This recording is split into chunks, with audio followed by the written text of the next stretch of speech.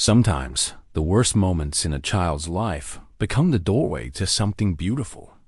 On a cold evening in Lancaster County, a little girl stood alone on a country road, abandoned by the one person who should have protected her. Elmo, a widowed Amish farmer, found her there barefoot, silent, and broken. He took her home that night, thinking it was temporary. But as days turned to weeks, something unexpected happened. The quiet man who had lived alone with his grief found his heart opening again. The frightened child who had known only pain began to smile. Together, they built a simple life of mourning, chores, evening prayers, and quiet healing. But peace never lasts forever in stories like this. Would their bond be strong enough when her past came looking for her? Before we jump back in, tell us where you're tuning in from. And if this story touches you, make sure you're subscribed, because tomorrow I've saved something extra special for you. The rooster's crow pierced the pre-dawn darkness at precisely 4:30, just as it had every morning for the past 3 years since Martha passed. Elmo Brenman's weathered hands found his suspenders in the dark muscle memory guiding him through the same ritual that had sustained him through seasons of grief. The floorboards creaked under his weight, familiar sounds in a house that had grown too quiet, too empty. But this morning was different. This morning there was a child sleeping in the spare room. He paused outside her door, listening for any sign of distress. The night had been punctuated by soft whimpers and restless movements, the kind of broken sleep that spoke of deep wounds. She couldn't be more than 6 years old. This little one he'd found standing by Miller's Creek Road like a lost lamb. Her dark hair had been matted with dirt and tears, her dress torn and stained with something he didn't want to think about too closely. The memory of finding her there still made his chest tight. He'd been returning from the Yoder farm after helping birth a difficult calf when his buggy's lantern caught the pale flash of her face in the growing dusk. At first, he'd thought she was a trick of the light. A child alone on that desolate stretch seemed impossible. But there she stood, bare feet planted in the gravel, arms wrapped around herself against the October chill. Child. He had called, softly, not wanting to startle her. She'd turned toward his voice, but hadn't answered, hadn't even seemed to see him properly. When he climbed down from the buggy and approached slowly, hands visible and voice gentle, he saw the purple shadows. On her arms, the split lip, the way she flinched when he moved too quickly. "Where are your people?" he'd asked, crouching to her eye level. Still no response, just those wide, dark eyes staring through him like she was seeing something far more terrible than a concerned stranger. He'd waited, patient as he'd learned, to be with wounded animals until she finally took a step toward him, then another. When she was close enough, he'd seen the exhaustion written in every line of her small frame. "Come," he'd said simply, extending his hand. "You're safe now." She hadn't taken his hand, but she'd followed him to the buggy and let him lift her onto the seat beside him. The drive home had been silent except for the clip-clop of his mare's hooves and the child's occasional shivering breath. Now, in the gray light of morning, Elmo made his way downstairs to begin the day's work. The kitchen felt different with someone else in the house, even someone sleeping 2 floors above. Martha's presence had filled these rooms with warmth and purpose. The smell of fresh bread, the sound of humming while she worked, the gentle bustle of a woman who made a house into a home. After she'd passed, the kitchen had become merely functional, a place to prepare simple meals for one, to drink coffee in solitude while planning the day's tasks. He lit the oil lamp and set about preparing breakfast, movements economical and practiced. Oatmeal in the pot, coffee on the stove, bread sliced thick for toasting. He found himself making extra, though he wasn't sure the child would eat. Traumatized creatures often refused food until they felt truly safe, and safety was something that had to be earned slowly, carefully. The routine of morning chores called to him. 40 acres of farmland didn't tend itself. The cows would be waiting for milking, the chickens expecting their feed, the horses needing water and hay. But he hesitated, unwilling to leave the house while the child slept. What if she woke to find herself alone again? What if she thought he'd abandoned her too? Martha would have known what to do. Martha, who'd mothered every stray cat and injured bird that found its way to their door, who'd had such gentle hands with frightened things. They'd never been blessed with children of their own God's will, Martha had always said, though he'd seen the longing in her eyes when neighbor women spoke of their little ones. The irony wasn't lost on him that now, 3 years after Martha's death, a child had literally been placed in his path.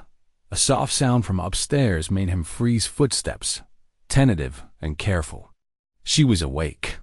He listened as she moved about the room, probably trying to orient herself, to remember where she was and how she'd come to be there. The footsteps stopped, and he imagined her standing at the top of the stairs, uncertain whether to come down. "Good morning," he called softly, not wanting to startle her, but letting her know he was there. "Breakfast is almost ready." Silence stretched between them, filled only by the bubbling of the oatmeal and the distant lowing of cattle in the barn. Then, so quiet he almost missed it, came the whisper of bare feet on wooden stairs. She appeared in the kitchen doorway, like a ghost, still wearing the torn dress from yesterday, her hair a tangle of dark waves around her pale face. She stood pressed against the doorframe as if ready to bolt, those huge eyes taking in every detail of the room, the exits, the potential threats, the safest places to run. "Are you hungry?" Elmo asked, keeping his voice low and steady. She didn't answer, but her gaze flicked to the pot of oatmeal, and he caught the slight movement of her swallowing. He ladled oatmeal into 2 bowls, added honey and cream to both, and set them on the simple wooden table. Then he took his seat and began eating, not looking at her directly but keeping her in his peripheral vision. Sometimes the best way to help a frightened creature was to pretend it wasn't there, to remove the pressure of expectation. After several minutes, she crept forward and climbed onto the chair across from him. Her small hands wrapped around the bowl as if it might be taken away, and she ate quickly, hungrily, pausing occasionally to glance up and make sure he wasn't watching too closely. "My name is Elmo," he said when she'd finished most of her oatmeal. "Elmo Bremen. This is my farm." She set down her spoon and studied his face with an intensity that was unsettling in someone so young. There was an old soul in those eyes, a wariness that spoke of hard-learned lessons about trusting adults. "Can you tell me your name?" he asked gently. She opened her mouth as if to speak, then closed it again, shaking her head slightly. "That's all right," Elmo said. "Names aren't so important right now. What's important is that you're safe and fed and warm." The morning routine still called to him, but he found himself reluctant to leave her alone.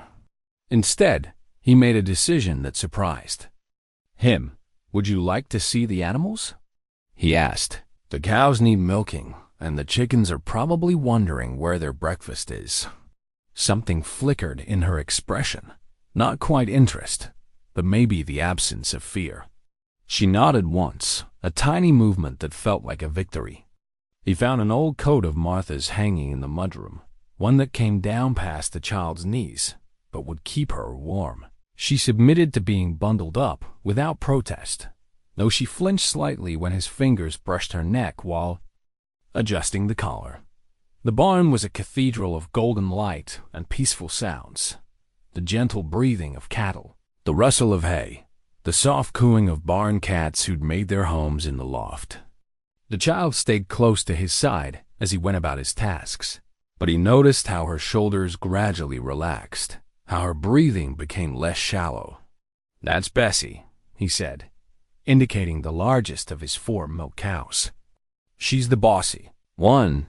Thinks she runs the whole operation. And that's Clover, next to her sweetest temperament you ever did see, but not too bright. Over there is Rosie, and the little one in the corner is Daisy." The child watched intently as he set up his milking stool and began the rhythmic process of filling the pail. The sound seemed to mesmerize her, and when a barn cat wound around her legs, she actually reached down to pet it, the first voluntary action he'd seen her make. "Cats are good judges of character," Elmo observed. "Old Tom there doesn't take to just anyone." They spent the morning together in comfortable silence. She followed him from chore to chore, always staying within arm's reach but never getting in the way. When he scattered feed for the chickens, she watched with fascination as they pecked and squabbled. When he mucked out the horse stalls, she stood at a safe distance, studying the gentle giants with something approaching wonder. It was nearly noon when they returned to the house, both of them tired but somehow lighter than they'd been at dawn. He heated soup for lunch, simple vegetable broth with bits of chicken and noodles, and again they ate in silence. But this time, the quiet felt less fraught, more companionable. That afternoon, while she napped on the couch in the front room, Elmo found himself standing before Martha's cedar chest in their bedroom. His fingers traced the carved lid, remembering the day he'd made it for her as a wedding gift. Inside, wrapped in lavender sachets and tissue paper, were the treasures of their life together: wedding dress, christening gown that had never been used, quilts that had taken years to complete. At the bottom of the chest, he found what he was looking for: Martha's quilt. Not one of the fancy ones she'd made for display, but the everyday quilt they'd shared for 25 years of marriage.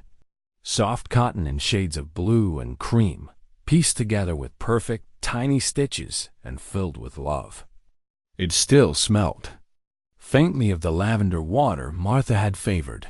When the child woke from her nap, he was sitting beside the couch, the quilt folded in his lap. "This belonged to my wife," he said simply. "Her name was Martha. She passed 3 years ago, but she would have wanted you to have this, to keep you warm." The child's eyes filled with tears, the first emotion he'd seen her display beyond fear. She reached out tentatively and touched the soft fabric, then looked up at him with something that might have been gratitude. That evening, as the sun set behind the hills and the first stars appeared in the darkening sky, Elmo found himself in unfamiliar territory. He'd prepared a simple supper of bread and butter, cheese, and milk still warm from the evening milking.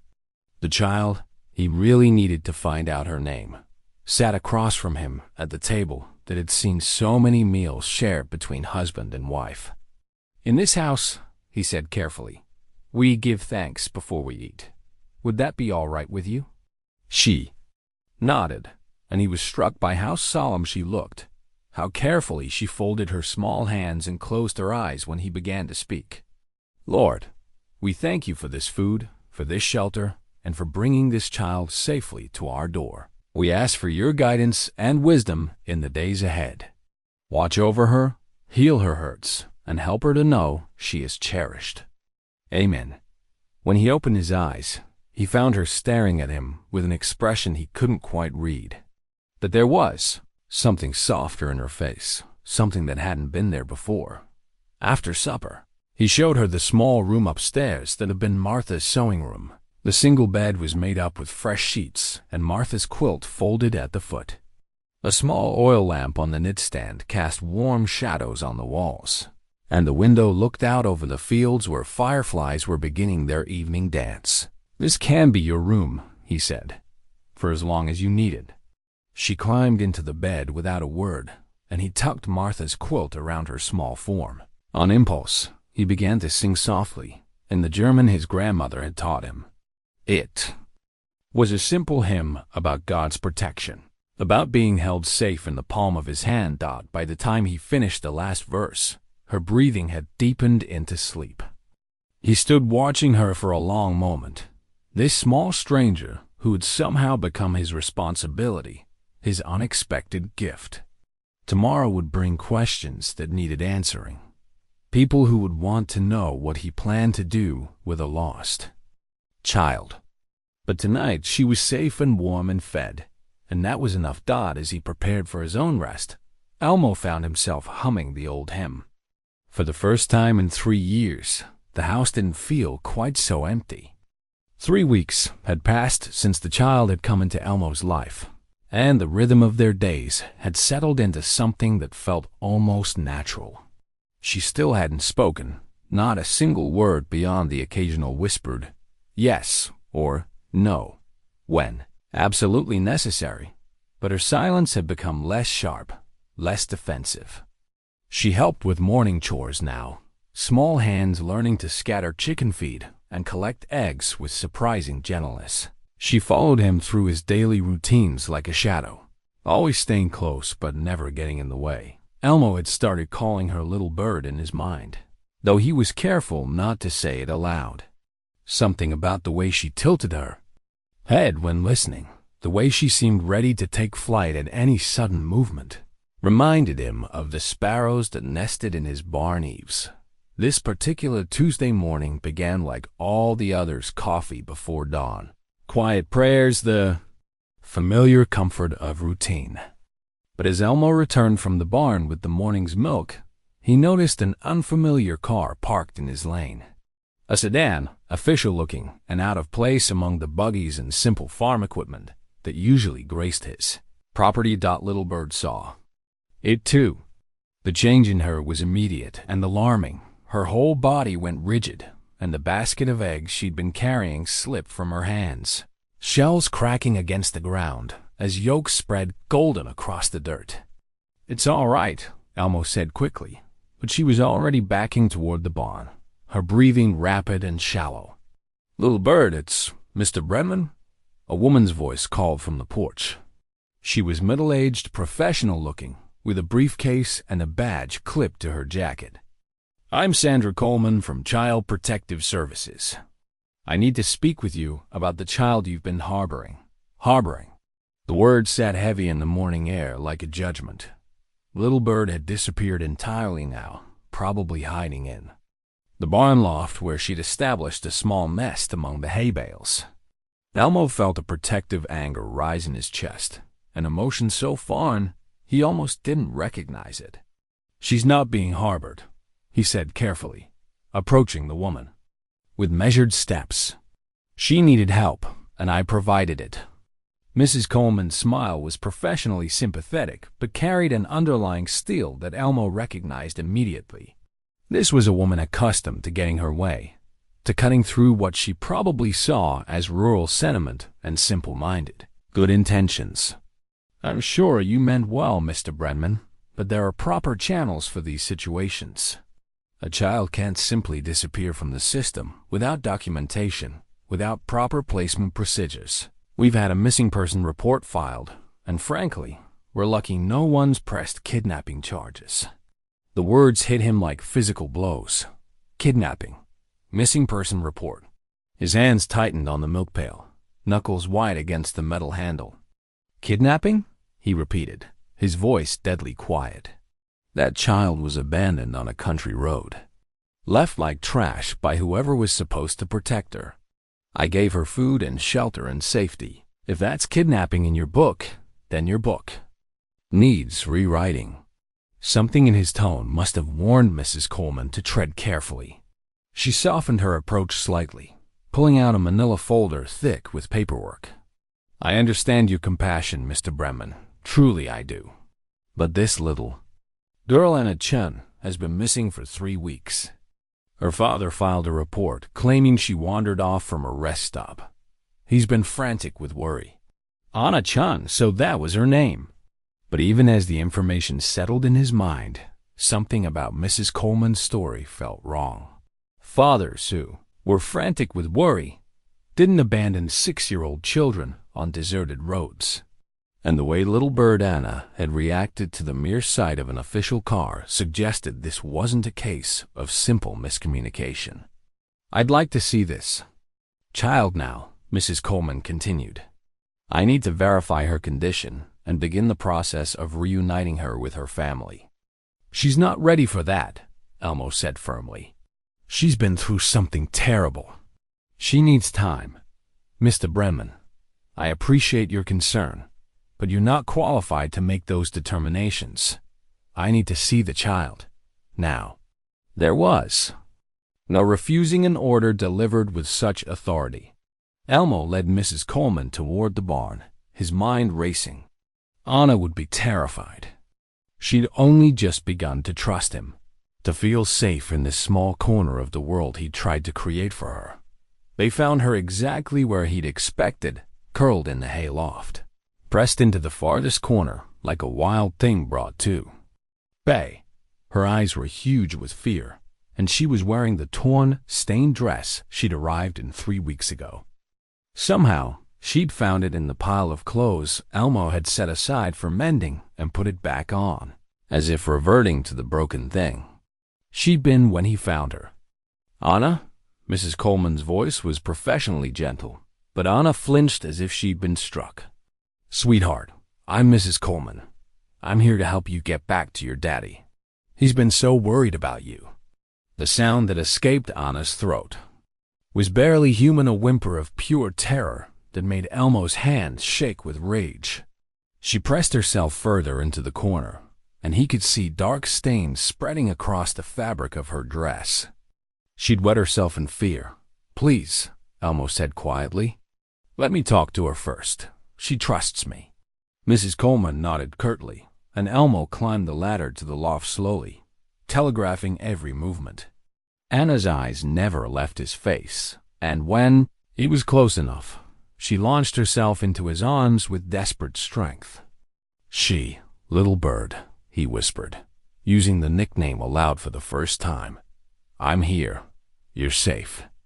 But even as he held her trembling form, he could feel Mrs. Coleman's impatient presence below, could sense the machinery of the system beginning to turn. And for the first time since Martha's death, Elmo Brenman told a deliberate lie. She says she doesn't remember her father, he called down to Mrs. Coleman, his voice carrying clearly in the barn's acoustic space. Says the last thing she recalls clearly is being very scared and then waking up here. It wasn't entirely false. Anna hadn't spoken about her past, and her terror suggested memories too painful to access. But Elmo was buying time, hoping that Mrs. Coleman might see what he saw.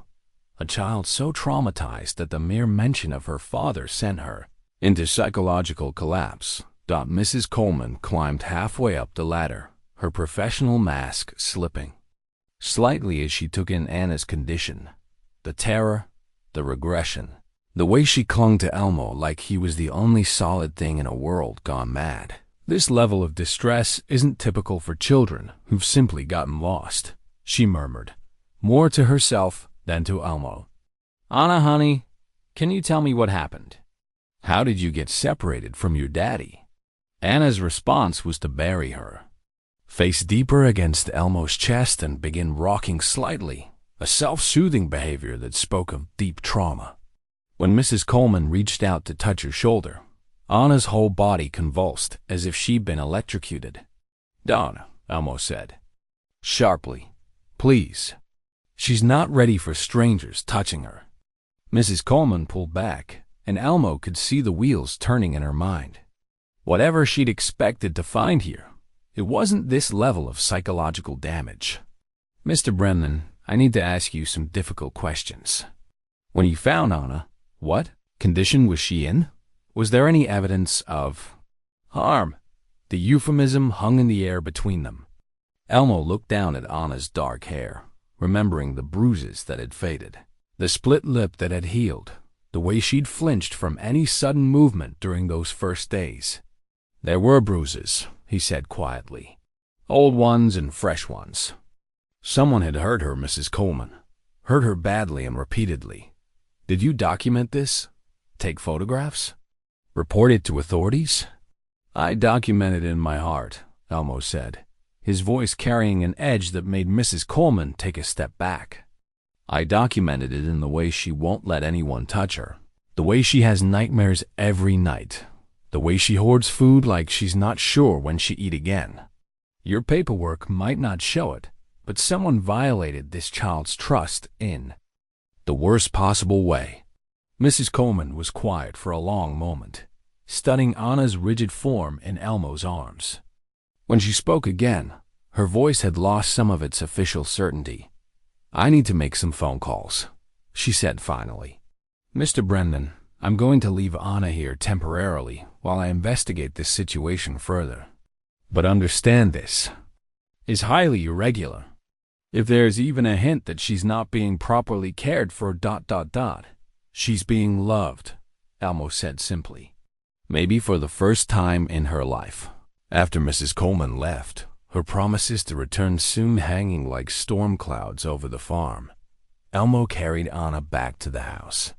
She hadn't spoken since her single whispered word 3 weeks ago, but as he tucked her into bed for an unscheduled nap, she grabbed his sleeve and looked directly into his eyes. "Stay," she whispered, the word barely audible but clear as crystal dawn. It was the first word she'd spoken to him, and it broke his heart even as it filled it. Because in that single syllable, he heard everything: her terror, her trust, her desperate need for someone to choose her over the systems and procedures that had already failed her so completely. "I'll stay," he promised, settling into the chair beside her bed. "I'll stay as long as you need me to." But even as he made the promise, Elmo knew that forces beyond his control were already in motion. Mrs. Coleman would return with more questions, more forms, more official determinations about what was best for Anna. And somewhere out there was a man who claimed to be her father, a man whose very existence sent her into paroxysms of terror. As Anna finally fell into exhausted sleep, one small hand still clutching his sleeve, Elmo made a decision that would have surprised anyone who knew him. He would fight for this child. He would lie, cheat, and bend every rule if necessary to keep her safe. Because sometimes love meant standing between a broken child and a broken world, even when the law said you had no right to do so. 2 months had passed since Mrs. Coleman's first visit, and the legal machinery had begun to grind forward with the relentless efficiency of bureaucracy. Papers arrived, weekly forms requesting information about Anna's living situation, medical records that needed updating, psychological evaluations that had been ordered by the court. Each envelope bearing an official seal made Anna retreat deeper into herself, as if she could sense the threat they represented even when she couldn't read the words inside. But in the quiet spaces between official intrusions, something beautiful was taking root. Elmo stood at the kitchen window, watching Anna feed the chickens in the early morning light. She moved with more confidence now, no longer the terrified wraith he'd found on Miller's Creek Road. Her hair had grown longer and healthier, catching the sun in waves of deep brown. The borrowed dresses from neighbor women hung properly on her small frame instead of the scarecrow looseness they'd shown when she first arrived. The recipe box sat open on the counter. Beside him, Martha's wooden treasure chest filled with decades of carefully written cards in her flowing script. Beef stew for winter evenings. Apple pie with the secret ingredient she'd never shared with anyone else. Chicken and dumplings that could cure any ailment of body or spirit. Elmo had never paid much attention to the intricacies of cooking during their marriage. Martha had been the kitchen's heart and soul, while he'd focused on the fields and barn and outdoor work that kept the farm running. Now, faced with the daily necessity of feeding a growing child, he was discovering just how much he'd taken for granted. This morning's attempt at pancakes bore little resemblance to the fluffy golden circles Martha had produced with such ease. His version resembled something closer to leather discs, though Anna had eaten them without complaint, drowning them in honey and offering him one of her rare, precious smiles. "Mr. Brenman?" A gentle voice called from the kitchen door. "Rachel." Yoder stood there with a covered basket, her prayer cap neat and her apron spotless despite the early hour. She was a widow herself, had been for nearly 5 years since her husband Abraham passed from a heart attack in his prime. At 42, she was still young enough to remarry, still possessed of the kind of quiet beauty that drew respectful attention from the unmarried men in their community. "Rachel," Elmo said, suddenly conscious of his flour-dusted shirt and the disaster that was his kitchen. "Come in, please." "I brought some things for the child," Rachel said, setting her basket on the table. "Clothing that might fit better, and some soap that's gentle on young skin. I hope you don't mind the presumption." "Mind?" Elmo could have kissed her sensible, practical hands. "You're an answer to prayer," he said honestly. "I'm afraid I'm learning that caring for a child requires knowledge I don't possess." Rachel's smile was warm and understanding.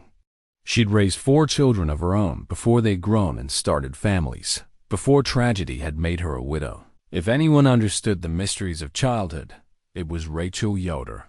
"Where is she now?" Rachel asked, moving to the window to look out at the yard. "With the chickens. She has a way with them that amazes me. They follow her around like she's their queen." They watched together as Anna scattered feed with practiced ease, pausing to speak softly to individual hens as if sharing secrets. One particularly bold bird perched on her shoulder, and Anna's laugh floated across the yard, a sound that still had the power to stop Elmo's heart with its rarity and sweetness. "She's beautiful," Rachel murmured. "And she seems settled. Happy, even. Most days," Elmo agreed. "But the nightmares still come, and sometimes she goes whole days without speaking. And when those official people come around—" He shook his head, remembering Anna's last regression when a court-appointed psychologist had visited.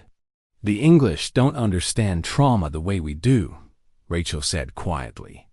"They want to poke and prod and analyze, when sometimes what's needed is simply time and love and the blessing of ordinary days."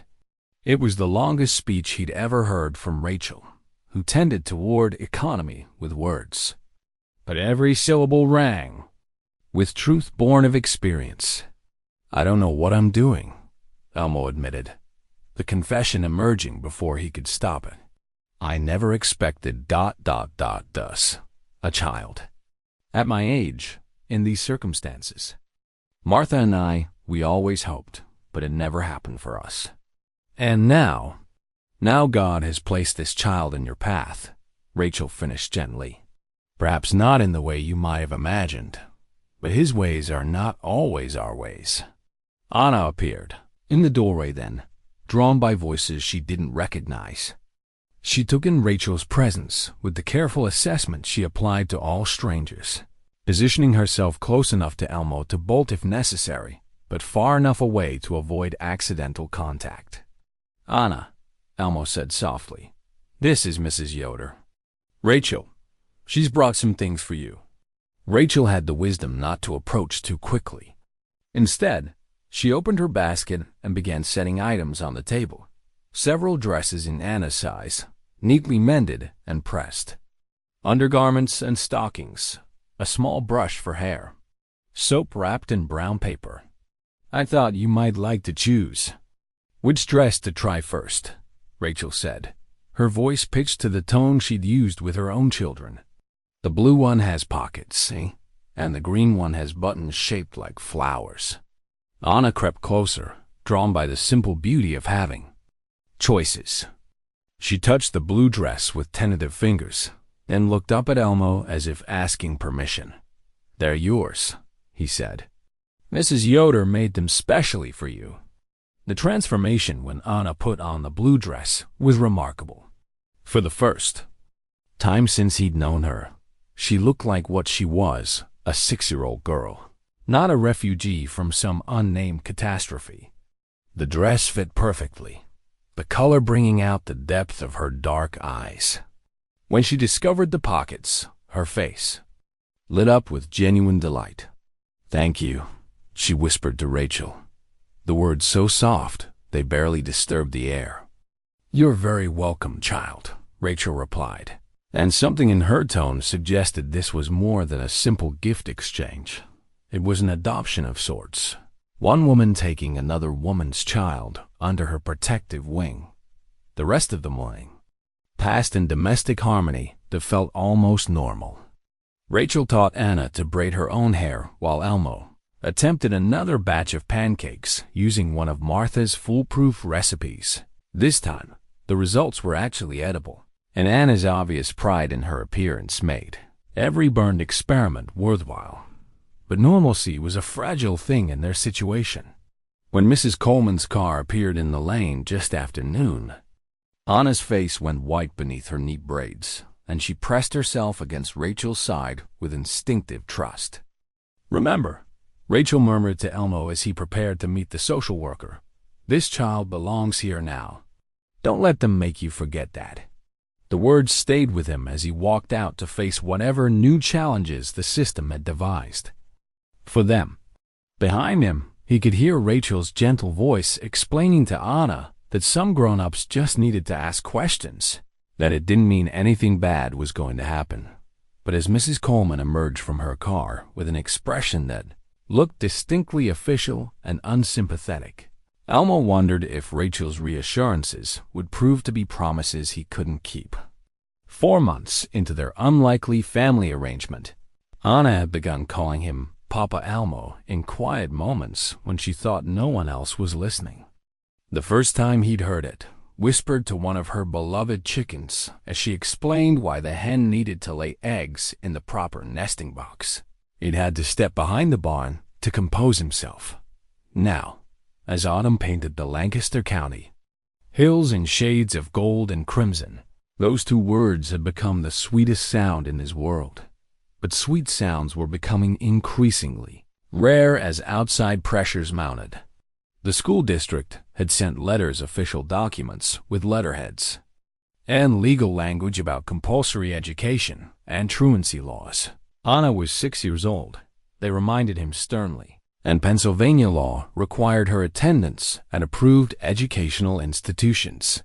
Elmo had tried to explain the Amish tradition of one-room schoolhouses and practical education, but the officials seemed unimpressed by centuries of successful child-rearing. They wanted documentation, test scores, certified teachers, all the trappings of the English world that felt as foreign to Anna as they did to him. "The child needs proper socialization," Mrs. Coleman had declared during her most recent visit. "She can't spend her entire life hiding on this farm.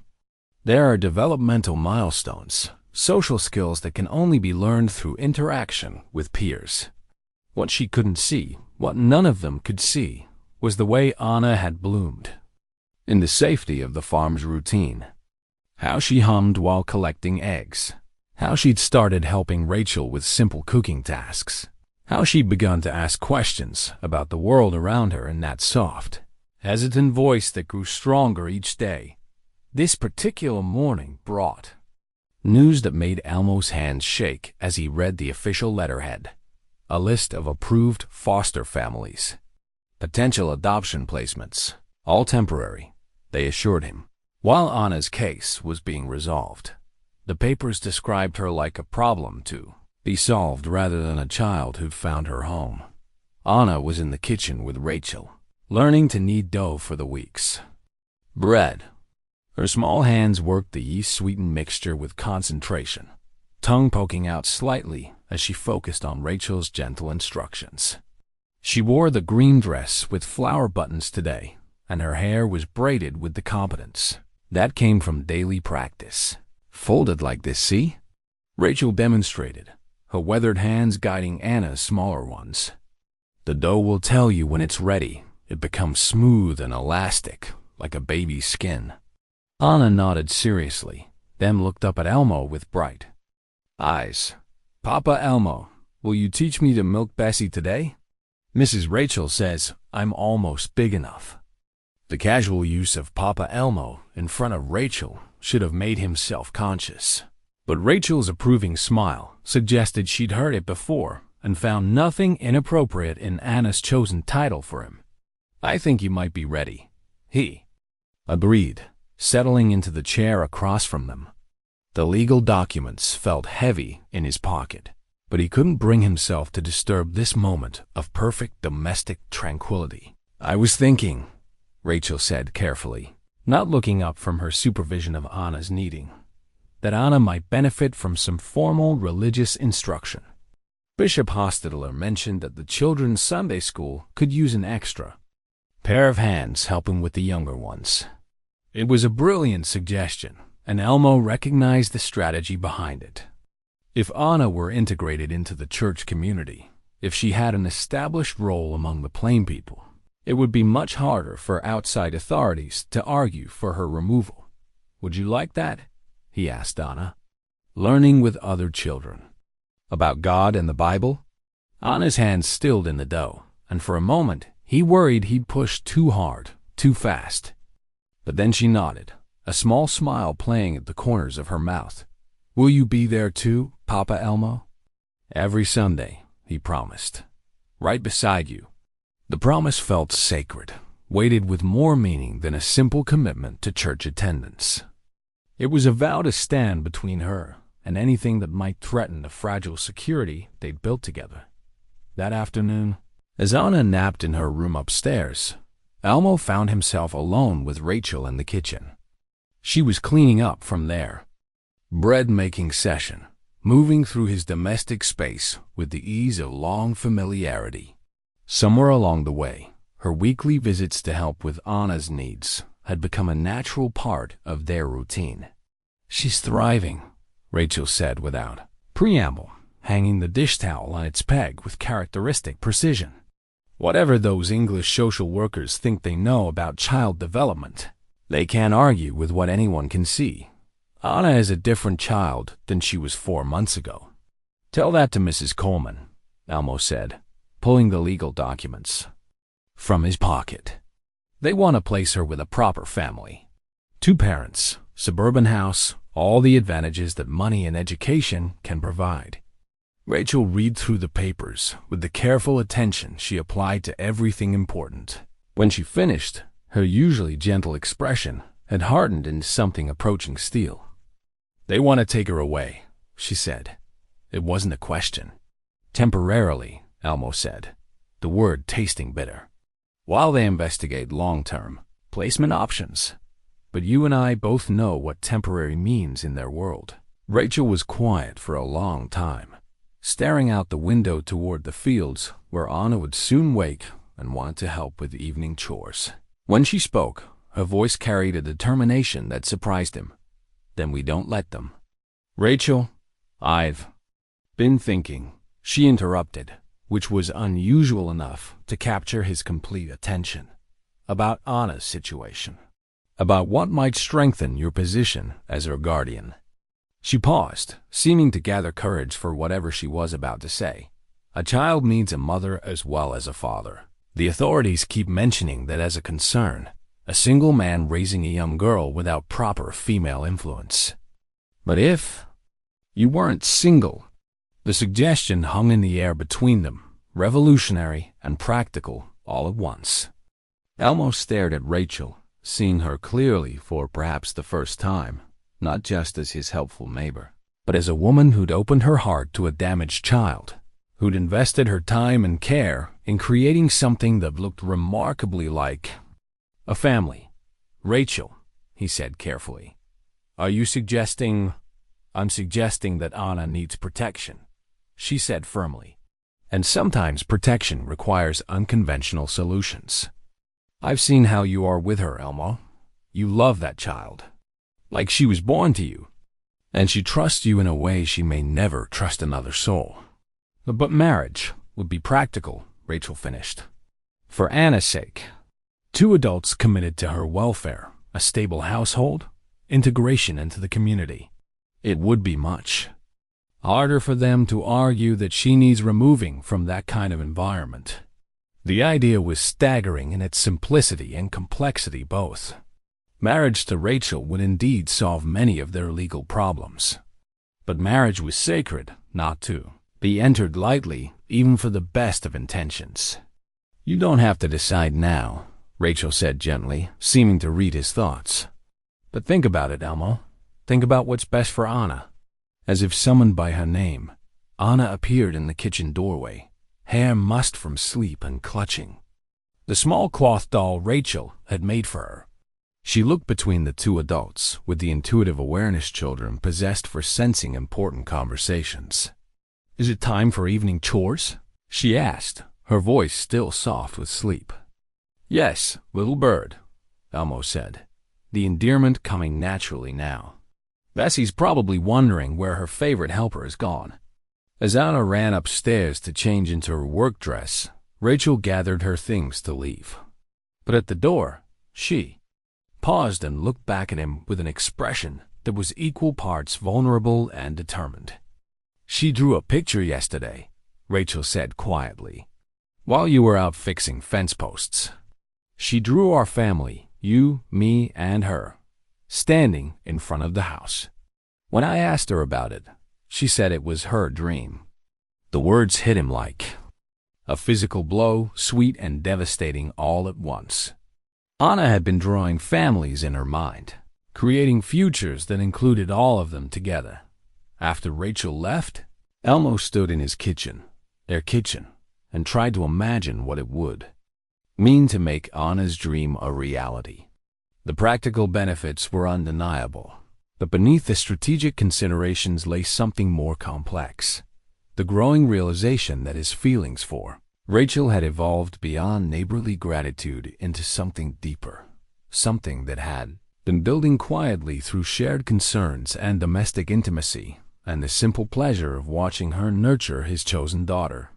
Outside, Anna's laughter floated across the barnyard as she convinced Bessie to stand still for her first real milking lesson. The sound was pure joy, uncomplicated and free, the laughter of a child who believed herself safe and loved and home. Whatever it took to preserve that laughter, Elmo decided, whatever sacrifices or unconventional arrangements were required, he would find a way to make them work. 6 months after Anna's arrival, the first snow of winter dusted the Lancaster County hills like powdered sugar on one of Rachel's coffee cakes. Christmas was approaching, a season that brought both joy and complications to their unconventional household. Elmo sat in his favorite chair by the wood stove, his worn leather Bible open on his lap, though his attention kept drifting to the sounds from the kitchen, where Anna and Rachel were preparing tomorrow's bread. Anna's voice had grown stronger over the months, and tonight she was asking the kinds of questions that made his heart both leap and ache. "Mrs. Rachel, why don't I remember having Christmas before?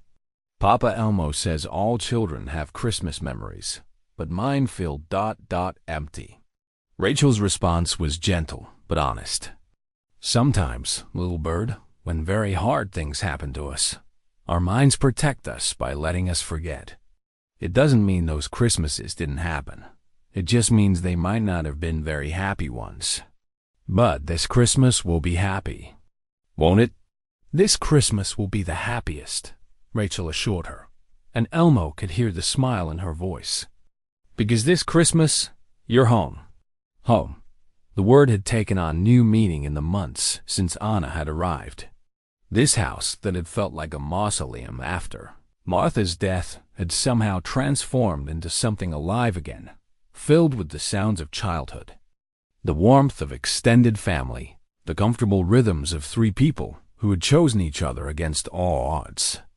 The legal hearing was scheduled for March 15th, still 3 months away, but looming like a storm on the horizon. Mrs. Coleman's visits had become more frequent and more pointed, her questions sharper, her recommendations increasingly urgent. She'd brought a series of potential foster families to meet Anna nice people, she assured them, with proper credentials and suburban homes and all the advantages a growing child could need. Anna's reaction to each introduction had been swift and decisive. She would retreat to her hiding place in the barn loft, refusing to come down until the strangers left. Once, when a particularly persistent couple had tried to coax her with promises of toys and a pink bedroom, she'd had what Dr. Hayes, the court-appointed psychologist, had called a dissociative episode, disappearing so completely into herself that it had taken Elmo hours to bring her back.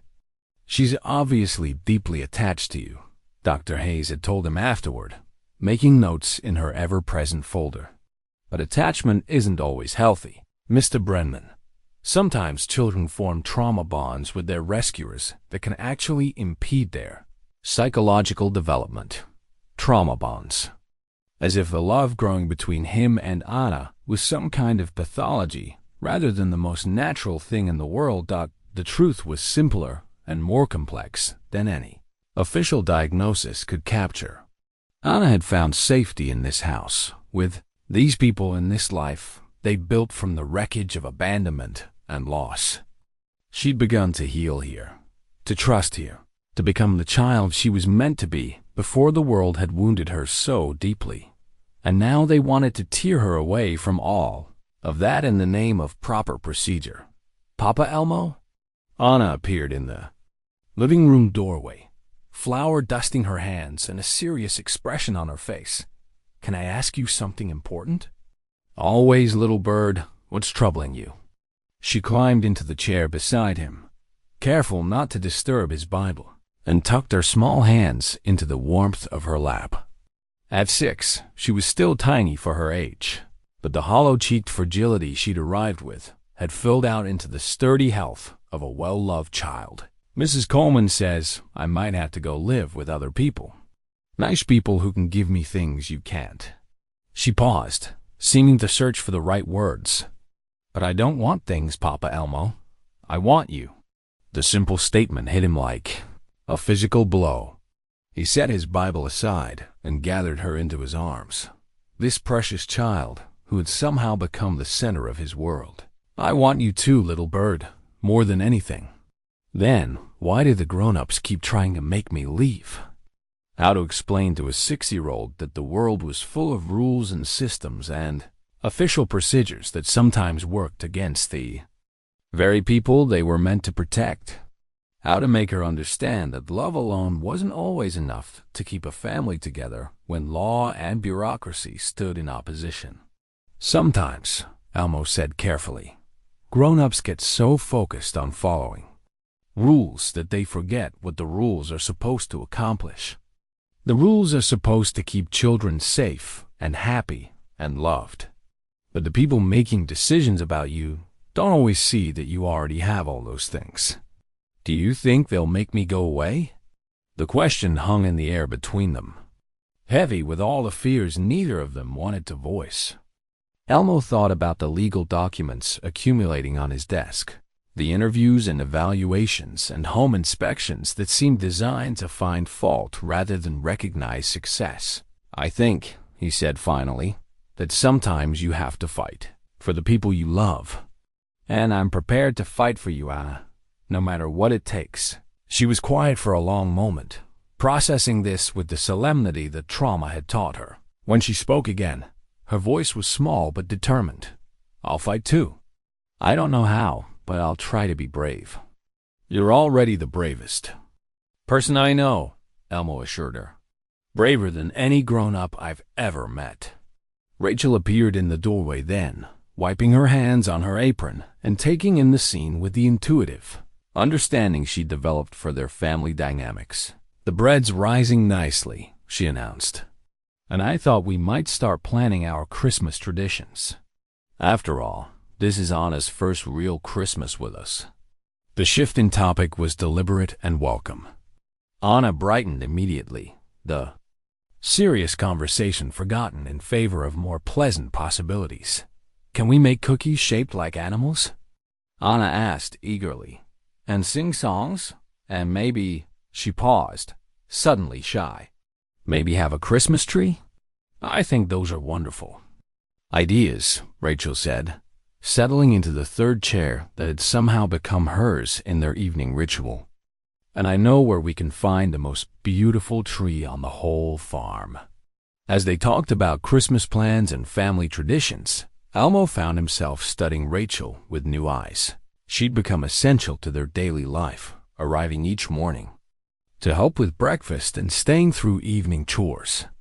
Her own house stood empty most days while she chose to spend her time here, with them, building something that looked and felt increasingly like a real family. The conversation he'd been avoiding for weeks pressed at the edges of his consciousness.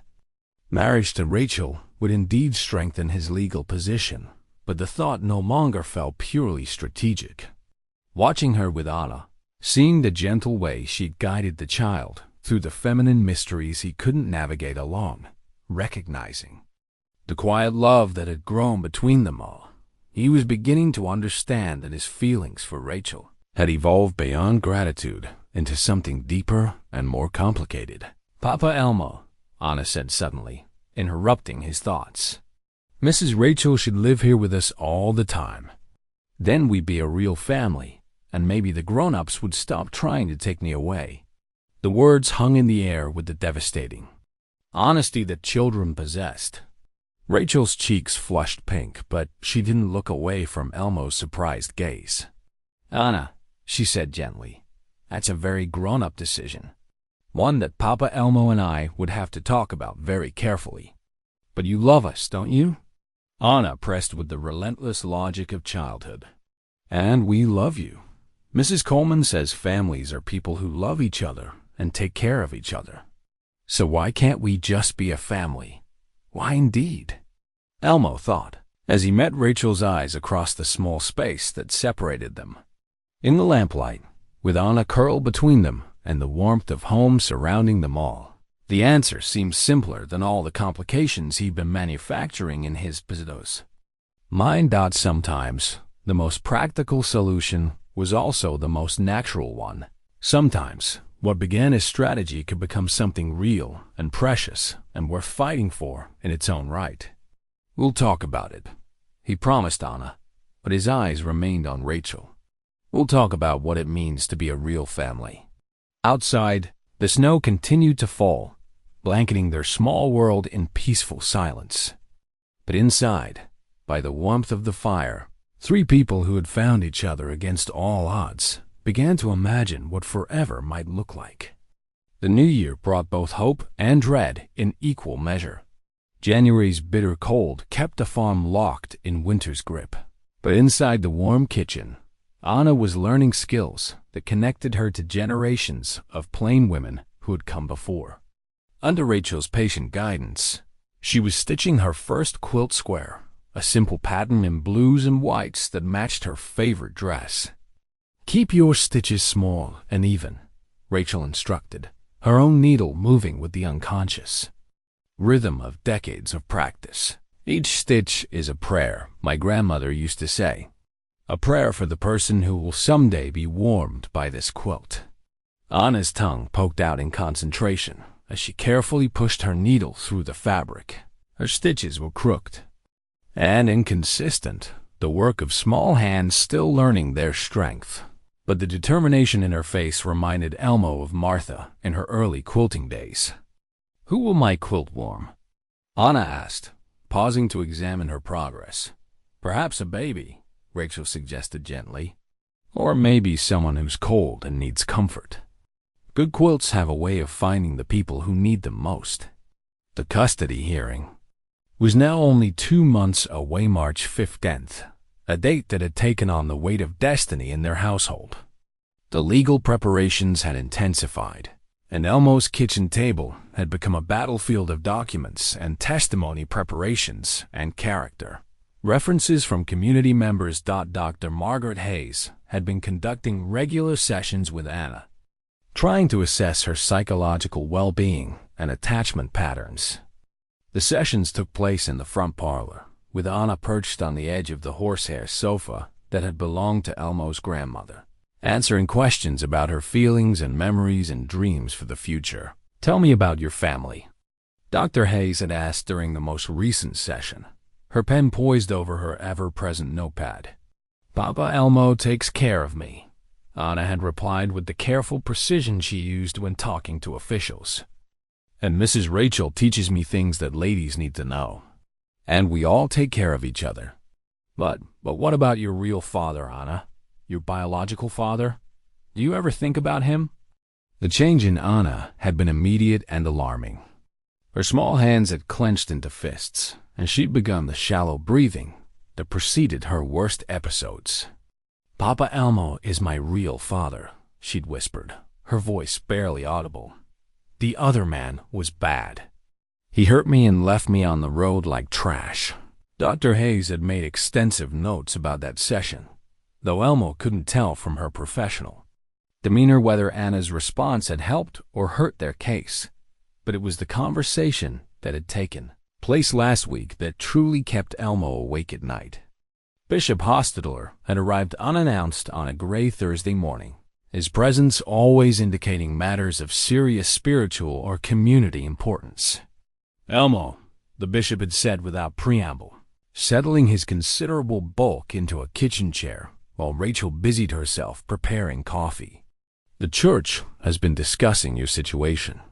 This English child, these legal complications, they're causing concern among some of the families." Anna had been upstairs napping, exhausted from another anxiety-filled night, but Elmo had lowered his voice anyway. "What kind of concerns?" "The kind that wonder whether it's wise to become so entangled with English law and English social services. Whether bringing their systems into our community might invite scrutiny we'd rather avoid." The threat had been politely delivered but unmistakable. If Elmo's fight for Anna brought unwanted government attention to the plain community, if it disrupted the careful balance they maintained with the outside world, there would be consequences. And yet, Bishop Hospitaller had continued, his weathered face thoughtful. "There's also the matter of Christian duty, of caring for orphans and widows, as Scripture commands. The child has found sanctuary here, and sanctuary is sacred." It was Rachel who had spoken into the weighted silence. "Bishop," she'd said quietly, "what if the situation were regularized? What if Anna had not just a guardian, but a proper family? Two parents committed to her welfare and fully integrated into the community." The bishop's shrewd eyes had moved between Elmo and Rachel, reading the undercurrents that even they hadn't fully acknowledged. "Marriage changes many things," he'd said finally. "A married couple seeking to adopt a child that has a different character than a single man harboring a refugee. The church could support such an arrangement wholeheartedly." Now, as Elmo watched Anna struggle with her quilting stitches, those words echoed in his mind. Marriage changes many things. Rachel had been spending more time at the farm than at her own house, helping with everything from Anna's hair to the evening meals to the endless paperwork that the legal system demanded. She'd integrated herself so completely into their daily routines that her absence would feel like an amputation. "Papa Elmo," Anna said suddenly, looking up from her needlework, "when I grow up, will I be able to make quilts as beautiful as Mrs. Rachel's? With practice and patience, you'll make quilts that are uniquely yours," he replied. "Each woman's quilting tells a different story. What story will mine tell?" It was such a profound question from such a small person. Elmo looked at the crooked stitches, the uneven seams, the careful concentration written in every fiber of the fabric square. "I think," he said slowly, "that your quilts will tell the story of love conquering fear, of homes built from hope and family chosen by the heart, rather than by blood."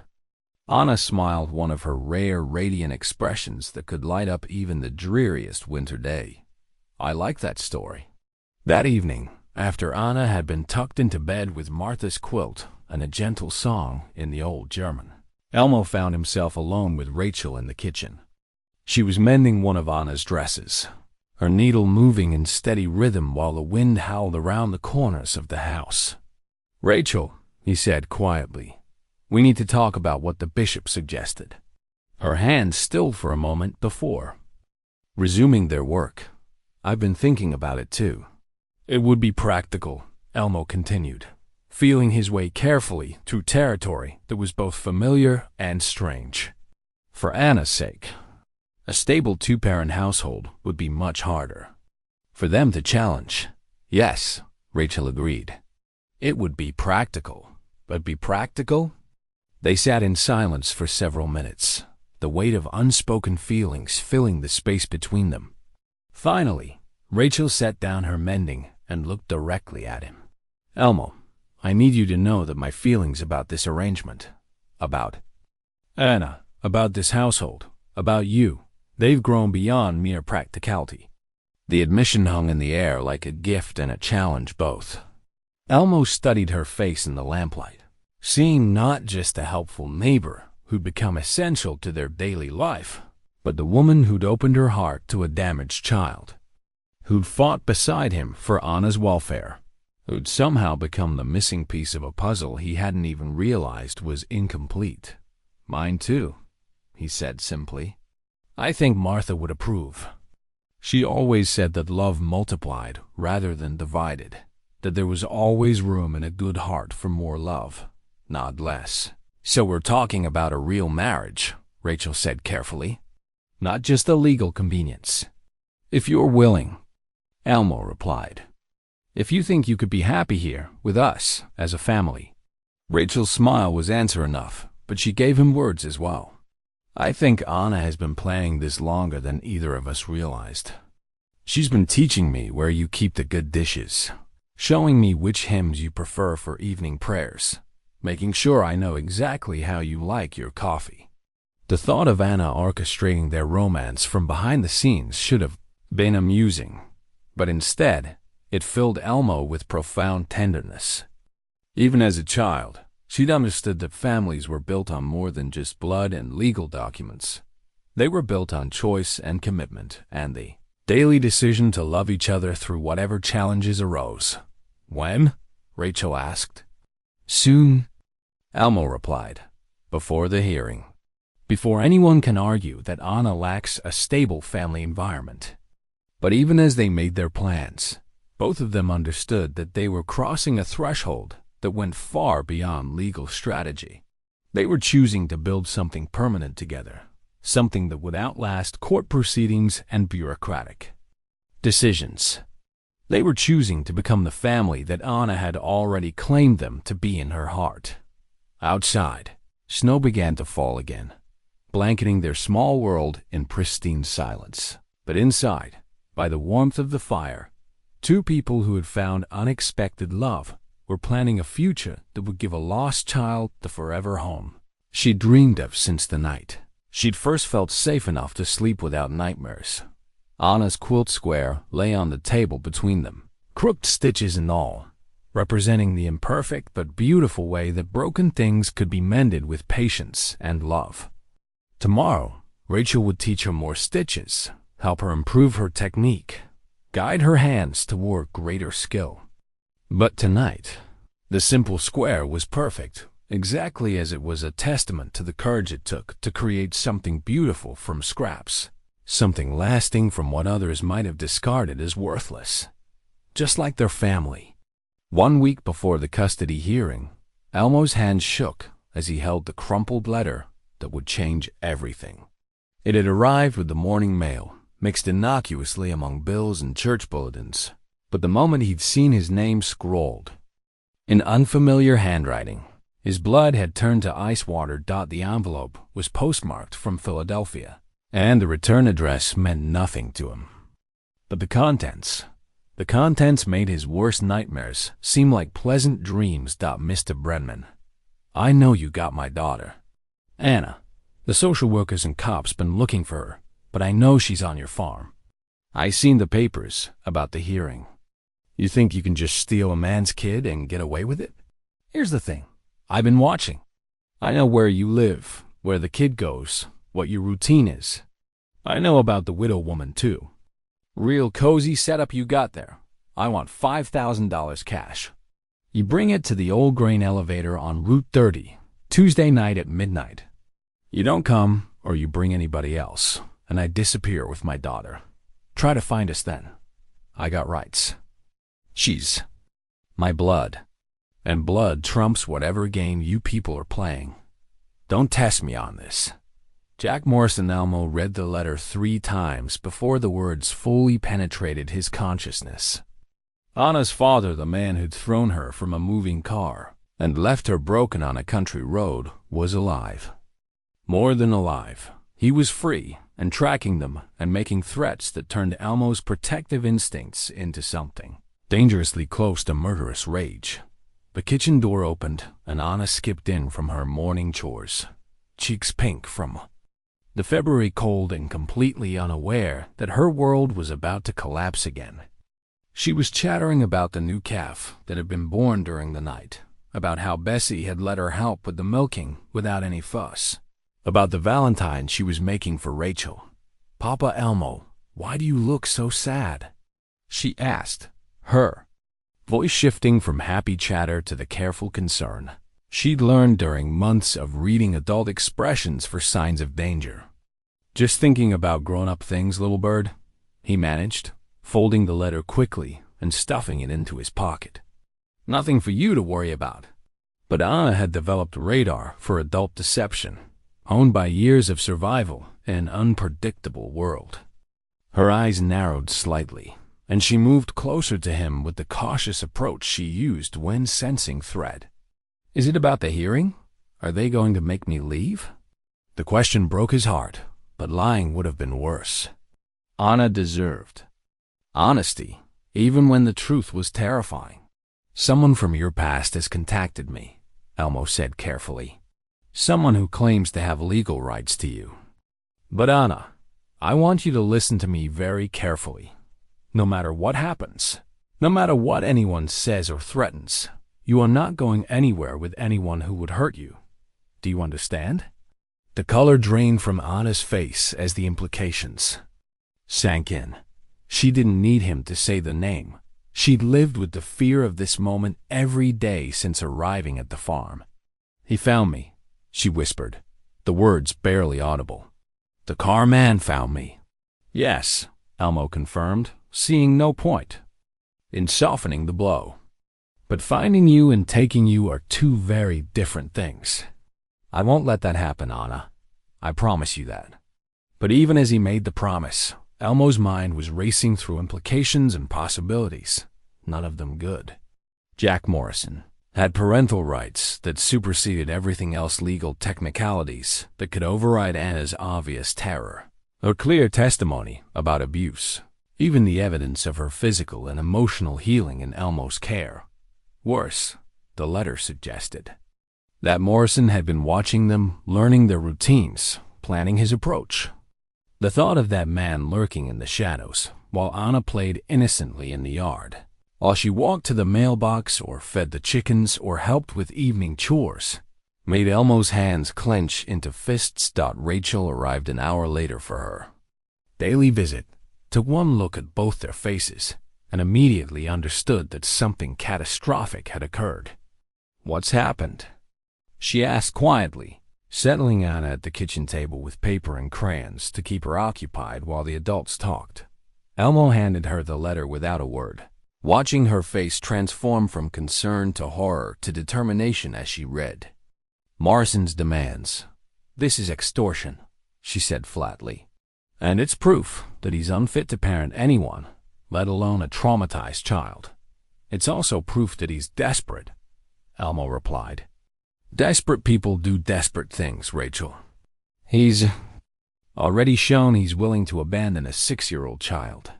What else might he be willing to do?" The question hung heavy in the kitchen air, while Anna colored with fierce concentration, her small hands gripping the crayons tight enough to break them. She was listening to every word, despite her apparent focus on her artwork, and Elmo could see the tension building in her shoulders. "We have to tell the authorities," Rachel said. "Show them the letter, get a restraining order, have him arrested for extortion and threats." "And what if that drives him underground? What if he decides that taking Anna by force is easier than negotiating?" Elmo shook his head. "This letter proves he's been watching us, Rachel. He knows our routines, our vulnerabilities. If we tip our hand too early..." Anna's crayon snapped under the pressure of her grip, a sharp crack silencing both adults. When she looked up, her eyes held the same trapped terror Elmo had seen that first night on Miller's Creek Road. "He's going to take me back," she said with devastating certainty. "He's going to put me in the car again and drive away and hurt me more." No, the word came out harder than Elmo intended, but he didn't soften it. "Anna, look at me. That man, Lon, has hurt you for the last time. I will not let him take you anywhere. But what if the judge says he can? What if the law says I have to go with him because he's my real father?" It was the question that had been eating at Elmo since the letter arrived. Legal parentage trumped almost everything else in family court, regardless of evidence of abuse, or trauma, or the child's own clearly expressed wishes. Anna could testify about her fear until she was blue in the face. But if Jack Morrison could prove paternity and claim he'd been searching for his kidnapped daughter, the law might well side with him. "Anna," Rachel said gently, "do you remember what we talked about yesterday? About being brave when scary things happen?" Anna nodded, though her lower lip was trembling. Being brave doesn't mean not being scared. It means doing the right thing even when you are scared. And the right thing here is trusting the adults who love you to keep you safe. But Elmo could see that trust warring with learned helplessness in Anna's expression. She wanted to believe them, but experience had taught her that adults often made promises they couldn't keep. That afternoon, while Anna napped fitfully upstairs, Elmo made a decision that would have shocked anyone who knew his generally peaceful nature. He cleaned his hunting rifle, a weapon that hadn't been fired in anger since his military service decades ago, and checked that his ammunition was still good. Rachel found him in the barn, methodically oiling the gun's action while his thoughts churned through increasingly dark scenarios. "Elmo," she said quietly, "what are you planning?" "I'm planning to protect my daughter," he replied without looking up from his work. "By whatever means necessary." "Don't do anything that will make Anna lose both her fathers," Rachel warned. "She needs you free and present, not imprisoned for vigilante justice." The words hit home because they were true. But they didn't change the fundamental equation. Someone was threatening Anna, and Elmo would die before he let her be hurt again. "I've been thinking about our options," Rachel continued, settling onto a hay bale beside him. "What if we give him what he wants? $5,000 to a man who abandoned his daughter?" Elmo's voice carried disbelief and disgust in equal measure. $5,000 to make him disappear permanently. Think about it. Elmo is obviously desperate for money. What if we pay him, but we also get him to sign papers giving up all parental rights? We could record the conversation, get evidence of his extortion, his abandonment, his unfitness as a parent. It wasn't a terrible plan, Elmo had to admit, but it required trusting a man who'd already demonstrated he had no honor, no conscience, no regard for his daughter's welfare. And if he takes the money and still tries to claim Anna, then we have evidence that he sold his own child, Rachel said grimly. Evidence that even the most bureaucratic judge would have to take seriously. That evening, as they sat down to what might be their last dinner as a family, Anna surprised them both by setting down her fork and making an announcement that nearly stopped their hearts. "I remember now," she said quietly. "I remember what happened in the car. Why he threw me out." Elmo and Rachel exchanged glances, both recognizing the significance of this breakthrough and dreading what Anna might reveal. "You don't have to talk about it if you're not ready, little bird," Elmo said gently. "But I am ready," Anna insisted, with a maturity that was heartbreaking in someone so young. "And if I'm going to be brave, I need to tell the truth about what he did." She took a deep breath, her small hands folded carefully in her lap, and began to speak in the clear, determined voice of a child who had found her courage at last. "He was angry because I couldn't stop crying. My stomach hurt from not eating. And I was scared because he kept saying mean things and driving so fast. When I asked if we could go home, he started screaming that there was no home anymore, that everything was ruined because of me." The words came slowly, painfully, but with increasing strength as Anna found her voice. "Then he grabbed my arm, the one that was already hurt, and he said I was nothing but trouble, and he was tired of dealing with me. He stopped the car and opened the door and pushed me out onto the road.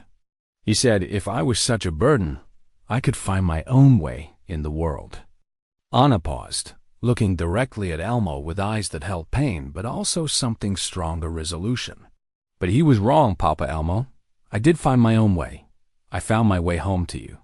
As the full impact of Anna's testimony settled over them, Elmo realized that Jack Morrison had made a critical mistake in threatening their family.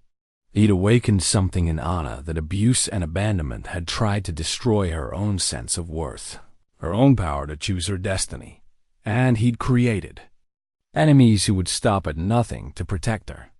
3 days before the custody hearing that would determine Anna's fate, Elmo stood at his bedroom window, watching the first hint of dawn touch the eastern hills. Sleep had become elusive since Jack Morrison's letter arrived, and this morning brought no relief from the anxiety that had settled like a weight in his chest. The restraining order lay on his dresser, an official document that felt as substantial as tissue paper against the threat they faced. Mrs. Coleman had been surprisingly efficient once she'd seen Morrison's letter, expediting the legal protection and increasing police patrols in the area. But paper and periodic drive-bys wouldn't stop a desperate man with nothing left to lose. Anna hadn't slept well either. Her nightmares had returned with a vengeance, the old terrors mixing with new fears until she spent most nights in the chair beside Elmo's bed, wrapped in Martha's quilt and startling at every sound the old house made as it settled into the cold. "Papa." "Elmo?" Her voice was small in the pre-dawn darkness. "Is he really going to come to the courthouse?" Elmo turned from the window to find Anna standing in his doorway, hair tangled from restless sleep and Martha's wooden cross necklace clutched in her small fist. He'd given it to her yesterday, the simple piece that Martha had worn every day of their marriage, blessed by generations of faith and love. "I don't know, little bird," he said honestly. "But if he does, he'll have to get through an entire courtroom full of people who love you and want to keep you safe." It was true, if inadequate comfort. The community had rallied around them with a fierceness that both moved and amazed Elmo. Bishop Hostetler would testify about Anna's integration into their church family.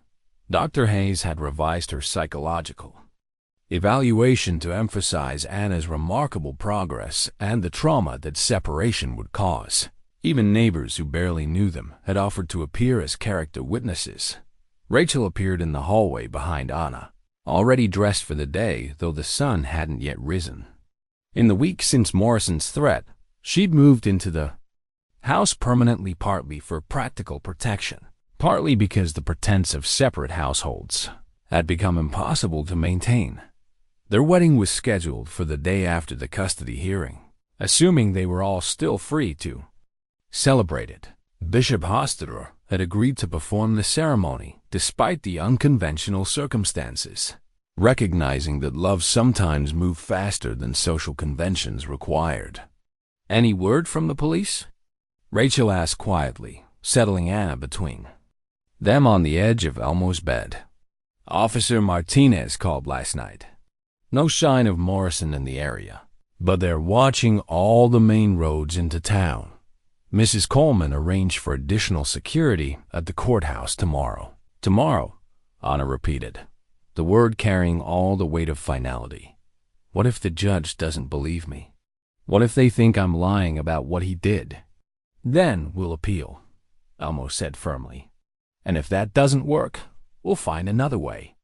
"Anna, I need you to understand something. No matter what happens in that courtroom, you will always have a home here. Always." The promise felt sacred, even if he wasn't entirely sure how he'd keep it. But some vows transcended practical limitations, and this was one of them. They went through the morning routine with careful normalcy, milking cows, feeding chickens, preparing breakfast together in the warm kitchen. But underneath the familiar rhythm lay a current of tension that even Anna's determined cheerfulness couldn't quite disguise. Dr. Hayes arrived at 9 o'clock for Anna's final pre-hearing session, her usually professional demeanor softened by what looked like genuine concern. She'd spent months evaluating Anna's progress, and her report could well determine the outcome of tomorrow's proceedings. "How are you feeling about tomorrow, Anna?" Dr. Hayes asked as they settled in the front parlor. "Scared," Anna admitted, her hand smoothing the fabric of her blue dress, the one Rachel had made for her months ago, now worn soft with washing and wear, but also ready. I want to tell everyone the truth about Papa Elmo and Mrs. Rachel and how they saved me. And what would you like the judge to know about your life here? Anna was quiet for a moment, considering the question with the seriousness she brought to all important matters. I want him to know that I'm not broken anymore, she said finally. When I came here, I was like a bird with a hurt wing. But Papa, Elmo and Mrs. Rachel helped me heal, and now I can fly again. If they make me leave, it would be like breaking my wing all over again. Dr. Hayes made careful notes, and Elmo caught a glimpse of what might have been moisture in her eyes before she looked away. The afternoon brought more visitors, members of the community stopping by to offer support, to pray with them, to make sure they knew they weren't facing this battle alone. Martha's sister came from 2 counties over, bringing fresh bread and fierce determination to see justice done. The Yoder boys offered to form a protective circle around the courthouse. Their young faces set with the kind of loyalty that war bred between brothers. But it was the conversation with Bishop Hostetler that proved most illuminating. The elderly leader arrived just as the winter sun was beginning its descent toward the hills, his presence both comforting and concerning. "Elmo," he said without preamble, settling his considerable frame in the kitchen chair that seemed too small. "For him, there are things you need to know before tomorrow." "What kind of things?" "The kind that concern why Jack Morrison is suddenly so desperate to reclaim a daughter he abandoned 6 months ago." Anna was upstairs resting, but Rachel joined them at the table, her face grave with anticipation. "I've been making inquiries," the bishop continued, "through channels that reach beyond our immediate community. It seems Morrison has accumulated significant debts, the kind that come with violent consequences if not paid promptly." The implication was clear and chilling. Morrison wasn't seeking Anna out of paternal love or even genuine legal concern. He was a desperate man who saw his daughter as either a source of quick cash or a human shield against his creditors. "How much does he owe?" Rachel asked quietly. "More than $5,000, the bishop replied grimly. "Significantly more. Which means that even if you met his demands, it wouldn't solve his fundamental problem. He'd be back for more money, more leverage, more ways to exploit his connection to Anna." Elmo felt his last illusions about negotiating with Morrison crumble into dust.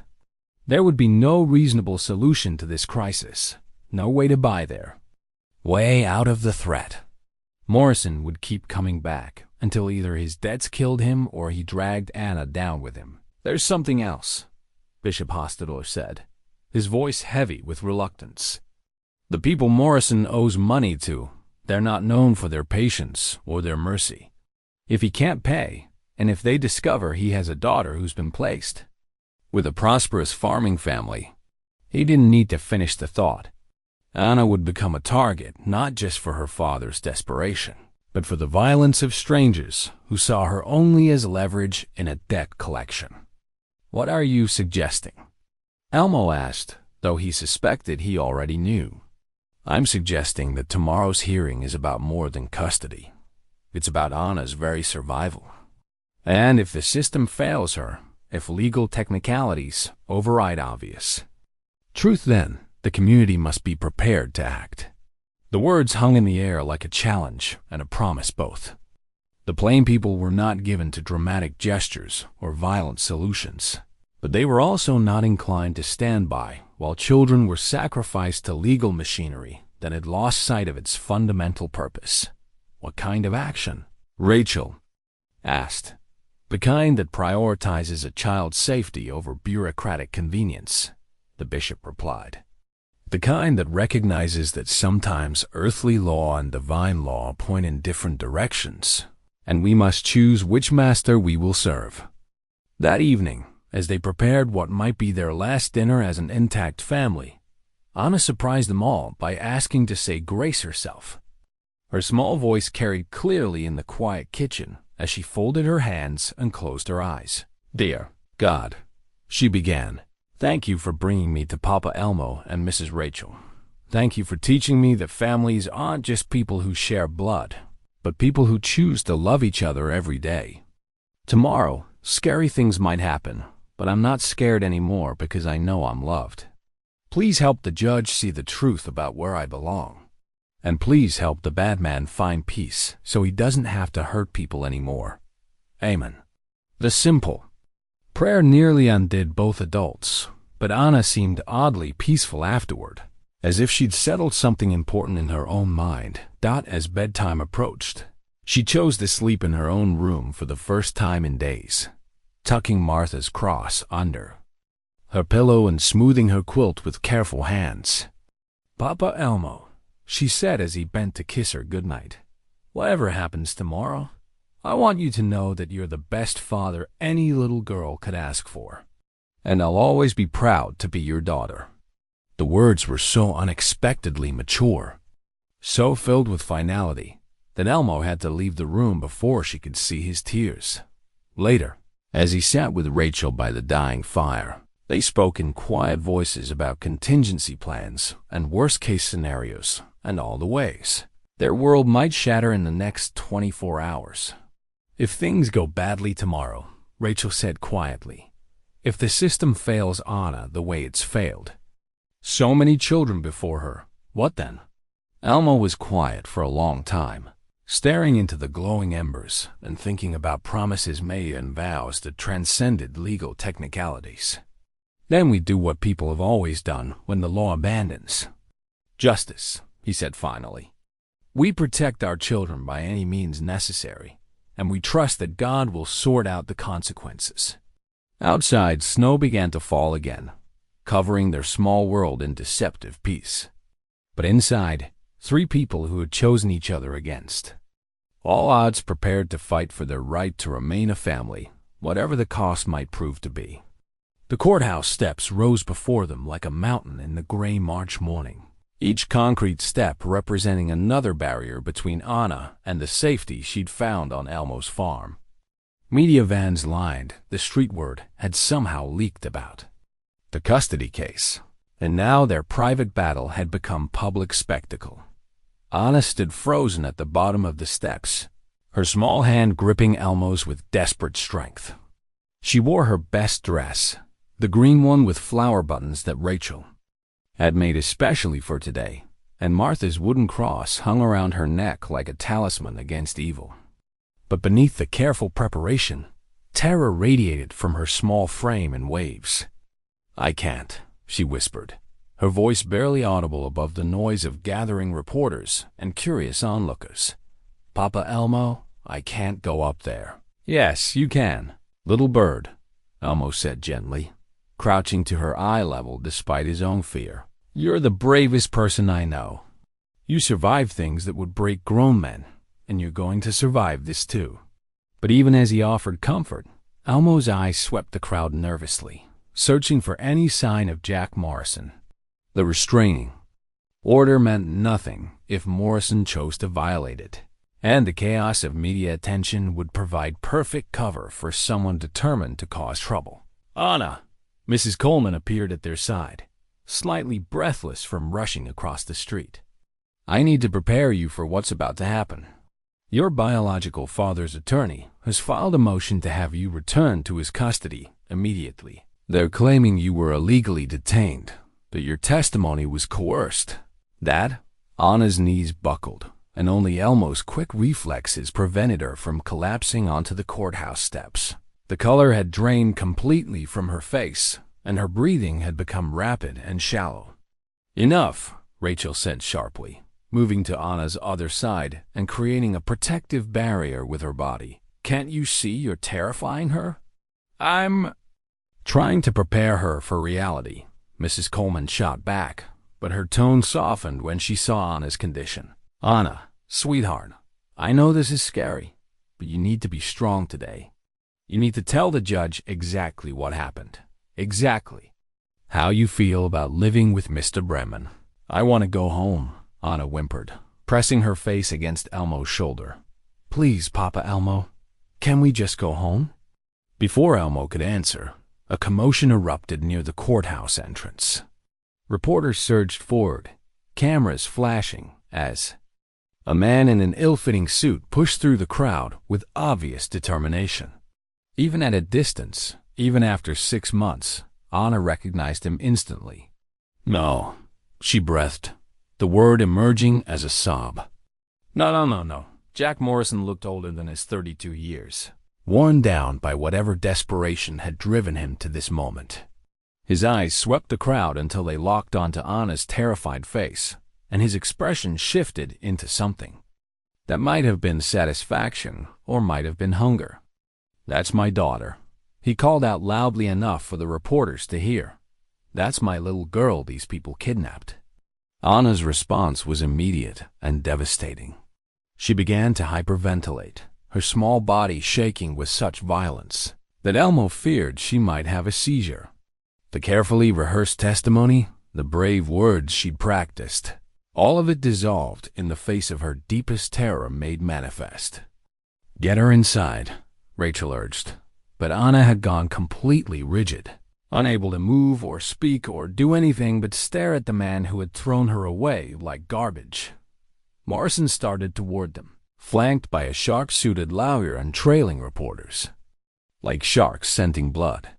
But his progress stopped abruptly when a wall of Amish men materialized between him and Anna Bishop Hostetler, the Yoder boys, neighbors, and church members who had come to bear witness.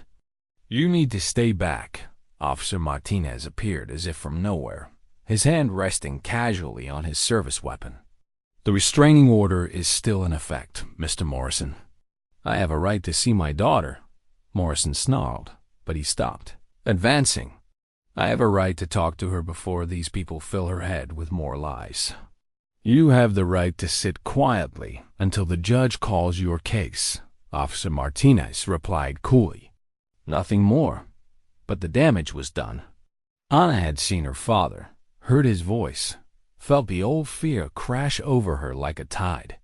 When Elmo tried to lift her, she clung to him with desperate strength, her face buried against his neck and her body racked with sobs. "Papa Elmo," she gasped between tears. "Don't let him take me." "Please don't let him take me away from you." "Never," Elmo promised fiercely, his own voice rough with emotion. "I will never let that happen, Anna. Never." But even as he made the promise, Elmo could see Morrison's lawyer making notes, could see the calculation in the man's eyes as he observed Anna's breakdown. In the twisted logic of legal proceedings, Anna's terror might actually work against them. Proof, Morrison's team would argue, of the parental alienation that had occurred during her time with Elmo. Court officials appeared to escort them inside. But Anna couldn't stand, couldn't walk, couldn't do anything but cling to Elmo and sob out her terror. The careful preparations, the community support, the months of healing, all of it seemed suddenly fragile against the brutal reality of a father's legal rights and a child's absolute powerlessness dawned as they finally made their way up the concrete steps, Anna's sobs echoing off the courthouse walls. Elmo found himself praying more desperately than he ever had in his life, not for victory or vindication, but simply for the wisdom to protect this precious child from the system that had already failed her so completely. Behind them, Jack Morrison followed with his lawyer, his eyes fixed on Anna with the intensity of a man who saw salvation or destruction in the outcome of the next few hours. Judge Patricia Hawthorne was a woman in her 60s with steel gray hair and eyes that suggested she'd seen every variation of human tragedy the family court could produce. She took in the scene before her. Anna curled in Elmo's lap, still, trembling from her encounter with Morrison, while lawyers shuffled papers and prepared their arguments, with the weary expression of someone who'd learned not to expect easy answers. "This is highly irregular," she said, studying Anna's condition. "Mr. Morrison, your presence here is in direct violation of the restraining order that's currently in effect." Morrison's lawyer, a thin man with predatory eyes, stood quickly. "Your Honor, my client has constitutional rights as this child's biological father." The restraining order was obtained under false pretenses, based on unsubstantiated allegations. Unsubstantiated? Dr. Hayes interrupted, rising from her seat in the gallery.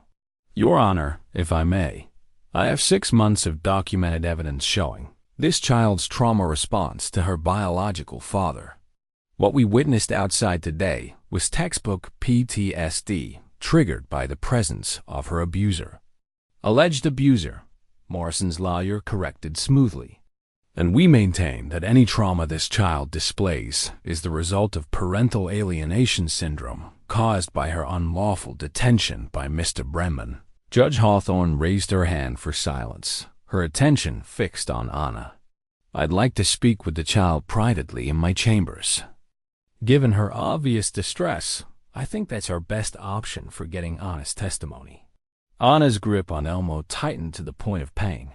The thought of being alone with a stranger, even a judge, even in the safe environment, was clearly terrifying. To her, Your Honor, Elmo said quietly, she hasn't been separated from me willingly since the day I found her. Forcing that separation now, when she's already traumatized, seems counterproductive.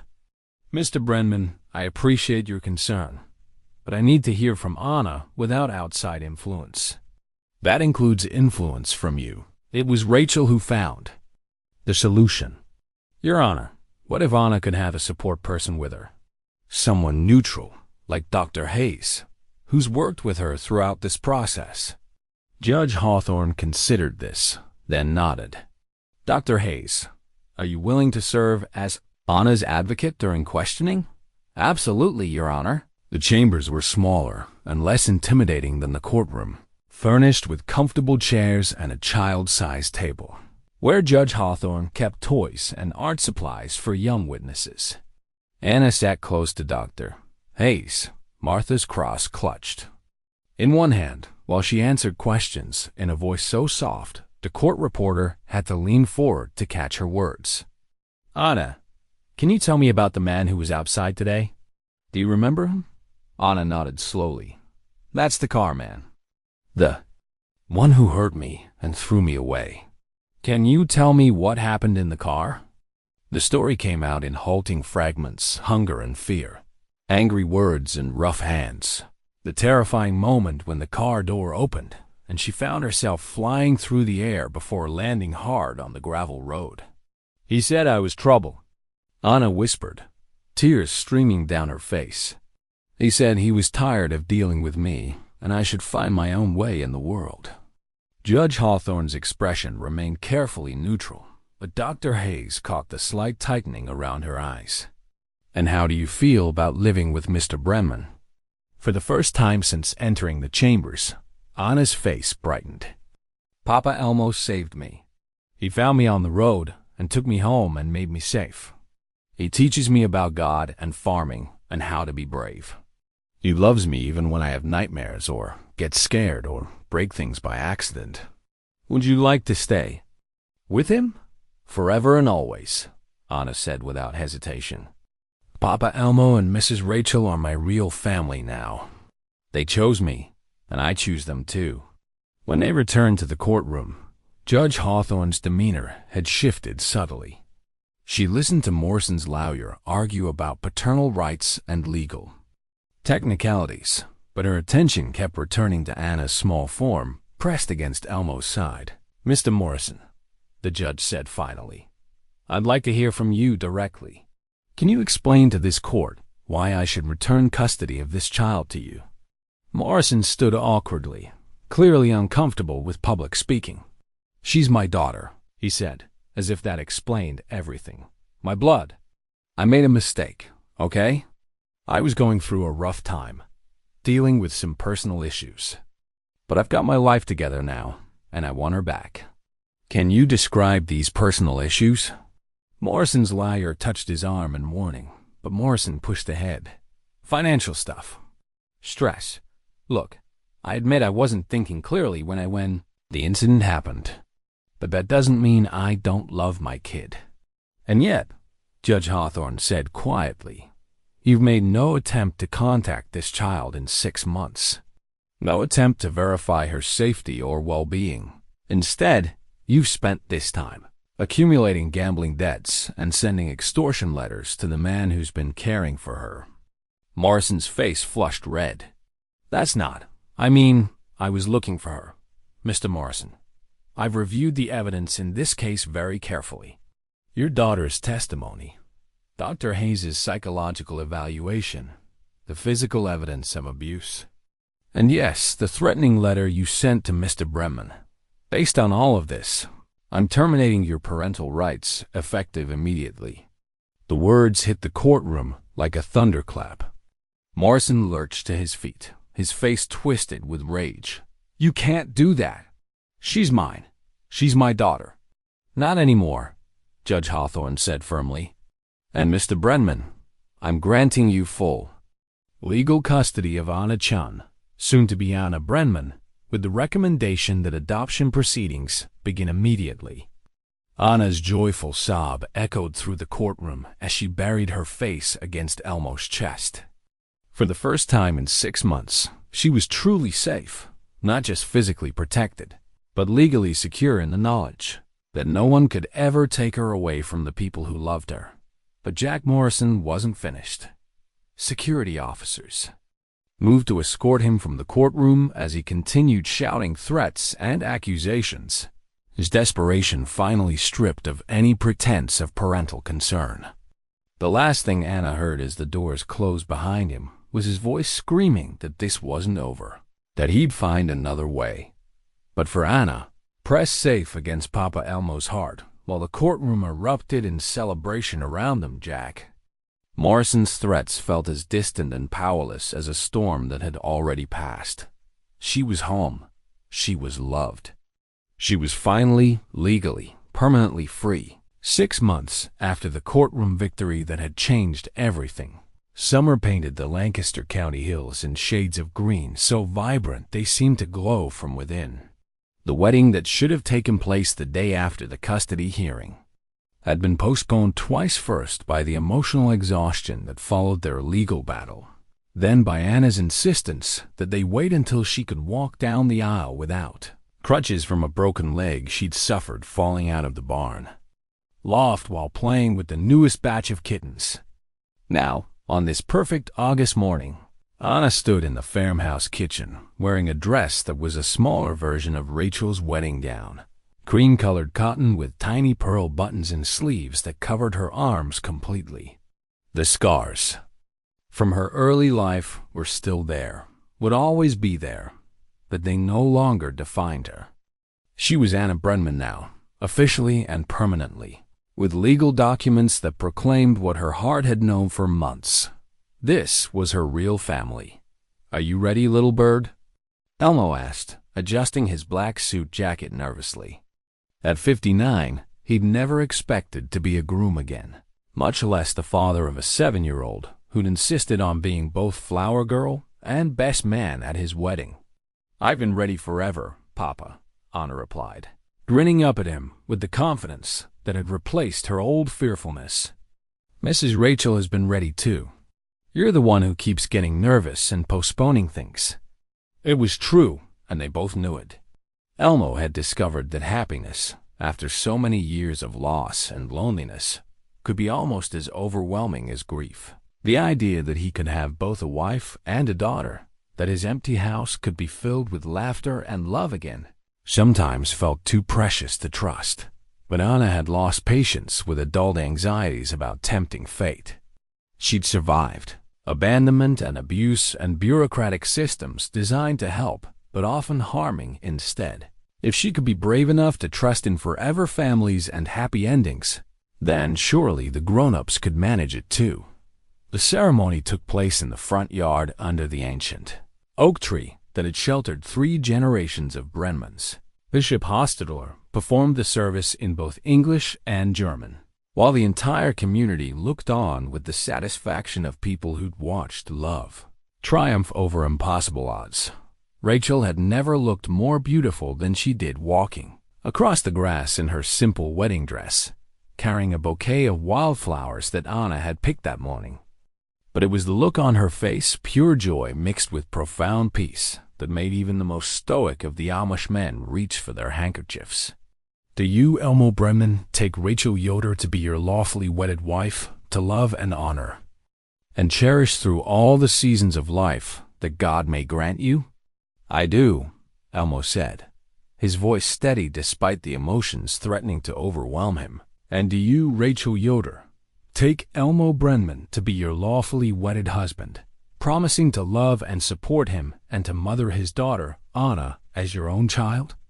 "I do," Rachel replied, her eyes moving from Elmo to Anna and back again. "With all my heart." When Bishop Hostetler pronounced them husband and wife, Anna let out a whoop of joy that scandalized some of the elderly aunts but made everyone else laugh. She'd been holding the rings, and now she practically bounced as she handed them over. "Now we're officially a family," she announced to the gathered crowd, "and nobody can ever make us stop being a family, no matter what." The simple statement carried weight that only those who'd lived through their ordeal could fully understand. Anna had learned that families could be created by choice rather than just birth.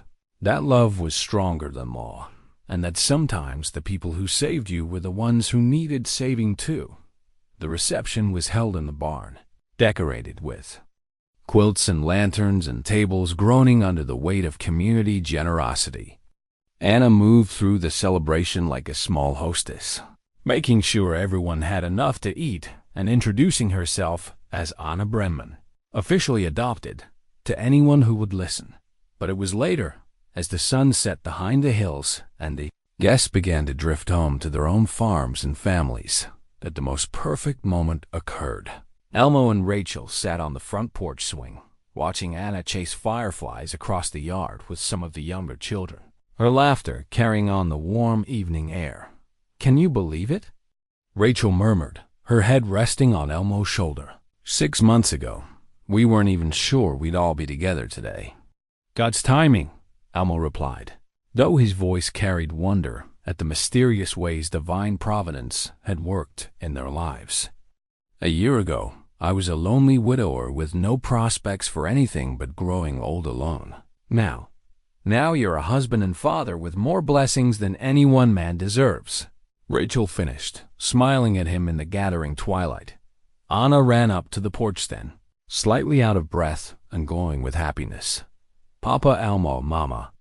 Rachel, can we make this our forever tradition? Having summer weddings and firefly parties and everyone we love all together?" Mama Rachel. It was the first time Anna had used the title, and both adults felt the significance of it settle over them like a benediction. "I think that sounds like a perfect tradition," Rachel said, opening her arms so Anna could climb onto the swing between them. "Every anniversary, we'll remember this night and how grateful we are for the family we chose." They sat together in comfortable silence, watching the last of the fireflies dance against the darkening sky. Anna's head drooped against Elmo's shoulder, as exhaustion from the day's excitement finally caught up with her. "Papa?" she murmured sleepily. "Do you think other little girls will find their way to families like I did?" "I hope so, little bird," Elmo replied, smoothing her hair with gentle fingers. "I hope every lost child finds their way home eventually, and I hope every papa who thinks he's too old for children gets surprised like you did," Anna added with the innocent wisdom that often took adult breath away as they carried their sleeping daughter inside and tucked her into the bed that had become permanently hers. Elmo marveled at the journey that had brought them all together. A broken child abandoned on a country road, a lonely widower who'd thought his life was over, a kind-hearted neighbor who'd opened her heart to both of them. Separately, they'd been incomplete, but together they'd created something stronger than the sum of their individual parts. In the months that followed, there would be more challenges and adjustments as they learned to be a permanent family rather than just people helping each other through a crisis. Anna would have occasional setbacks, moments when old fears surfaced unexpectedly. Rachel would struggle sometimes with stepping into Martha's shoes, uncertain whether she was honoring or replacing the woman who'd come before. Elmo would wrestle with the responsibility of protecting two people he loved more than his own life. But tonight, In the quiet farmhouse where love had conquered abandonment and chosen family had triumphed over broken systems, there was only peace. Anna slept safely between parents who would never voluntarily let her go, dreaming whatever dreams came to children who'd learned that happy endings were possible, even after the worst beginnings. And downstairs, Elmo and Rachel sat by the window, planning the future of a family that had been born from loss, but would be sustained by love. Watching over the child who taught them both that sometimes the most unexpected blessings came disguised as the greatest challenges. In the distance, a train whistle echoed across the hills, the sound of journeys beginning and ending, of people finding their way home at last.